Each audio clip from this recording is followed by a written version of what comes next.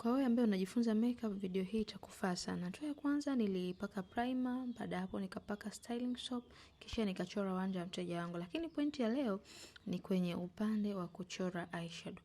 Kwa wewe ambaye unaanza kufanya makeup, hakikisha unatumia eyeshadow ambazo rangi zimepoa.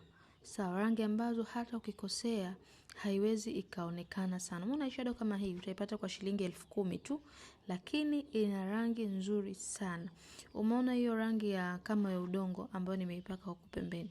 Kwa nini nimekwambia tumia rangi ambazo zimepoa kwa wewe mwanafunzi ambaye unaanza kujifunza makeup? Kwa sababu kwenye upande wa kusambaza bado ni changamoto. Kwa changamoto ikiwa kwenye upande wa kusambaza, mfano umeenda kupaka rangi ya njano jichoni, haujaisambaza vizuri, lazima itaonekana na itakaa vibaya. Kwa hiyo tumia rangi zilizopoa kama hizo ambazo unaona.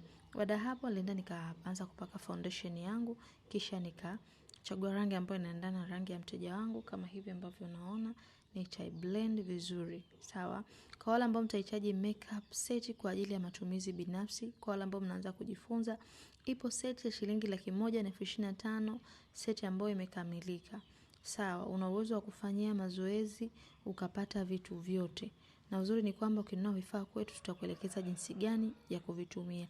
Kwa wale ambao mna saluni, seti ni kuanzia shilingi 200,000, 250,000, 300,000 kuendelea.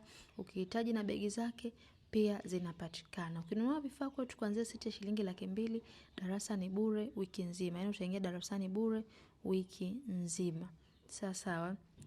Kwa baada hapo nilienda nikaendelea kublend contour zangu, kisha naenda kumalizia na kupaka poda pamoja na blush. Baada hapo nitakwenda kuonyesha muonekano wa mwisho kwa siku hii ya leo. Kama una swali na chochote niandikie kwenye comment. Kwa wale ambao mnahitaji kujifunza makeup, tupo Dar es Salaam Tegeta Nyuki, chuo kimesajiliwa, mafunzo ni ya uhakika.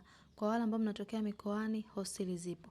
Kwa wale ambao mnahitaji makeup set zipo, karibuni sana uweze kujipatia makeup set yako. Asante, na mimi ni Farida Othman kutoka Farida Beauty Academy. Kwaherini.